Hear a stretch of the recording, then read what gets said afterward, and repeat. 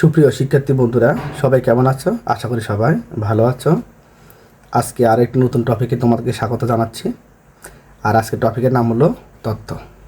আমরা অনেক সময় তথ্য উপাত্ত বা পরিসংখ্যান অধ্যায়ে যে আমরা অঙ্কগুলো করি, আমরা অনেক সময় তথ্য কী তাই জানি না বা বুঝি না।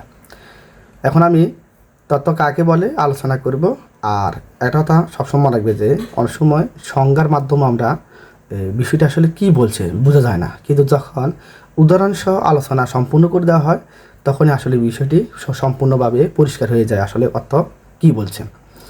তো পুরোপুরি সংজ্ঞার পরে উদাহরণ দেখলে আশা করি তোমরা সবাই বুঝতে পারবে যে তথ্য কী। তো প্রথমে আমরা চলে যাই তথ্য আসলে কী। কোনো বিষয় সম্পর্কে অর্থবহ ও সুশৃঙ্খল ও ব্যবহারযোগ্য জ্ঞানকে তথ্য বলে। অর্থাৎ উপাত্ত প্রক্রিয়াজাত বিশ্লেষণ ও সাজানোর পর যে অর্থপূর্ণ ফল পাওয়া যায় তাকে তথ্য বলে।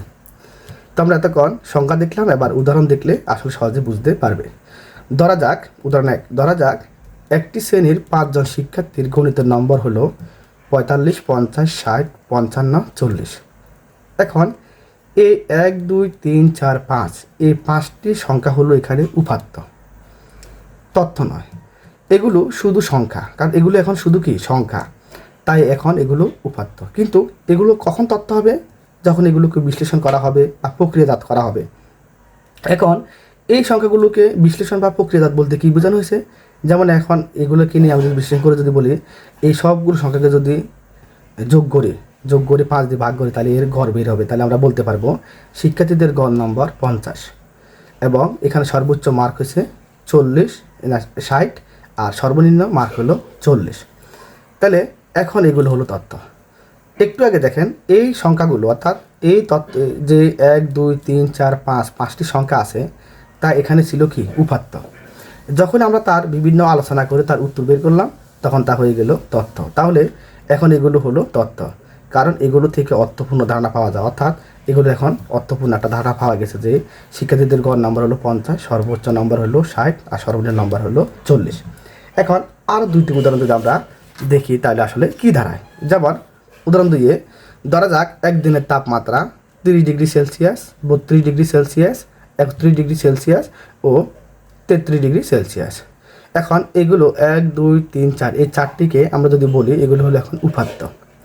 তথ্য হবে কখন? এখন যদি বলা হয় সেই দিনের গড় তাপমাত্রা, অর্থাৎ যেই দিনে বলছি ওই দিনে গড় তাপমাত্রা ছিল 31.5 ডিগ্রি সেলসিয়াস, তাহলে এটি একটি তথ্য।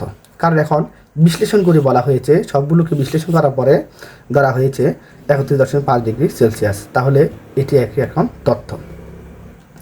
সংক্ষেপে উপাত্তকে প্রক্রিয়াজাত করে যে অর্থবহ ও ব্যবহারযোগ্য ফলাফল পাওয়া যায় তাকে তথ্য বলে। যেমন এখানে 30 degree Celsius, 32 degree Celsius, 31 degree Celsius ও 33 ডিগ্রি সেলসিয়াস এগুলো ছিল উপাত্ত। কিন্তু যখন এগুলোকে বিশ্লেষণ করে বলা হয়েছে যে গড় তাপমাত্রা ছিল 31.5 ডিগ্রি সেলসিয়াস, তখন তা হয়ে গেছে একটি তথ্য। তাহলে উপাত্তগুলোকে যখন প্রক্রিয়াজাত অর্থাৎ উপাত্তকে প্রক্রিয়াজাত করে যে অর্থবহ ও ব্যবহারযোগ্য ফলাফল পাওয়া যায় তখন তাকে আমরা তথ্য বলি। এখন শর্টকাটে মনে রাখার সহজ সংজ্ঞা হলো কোনো বিষয় সম্পর্কে অর্থপূর্ণ ও ব্যবহারযোগ্য জ্ঞানই হলো তথ্য। আশা করি সবাই বুঝতে পেরেছেন।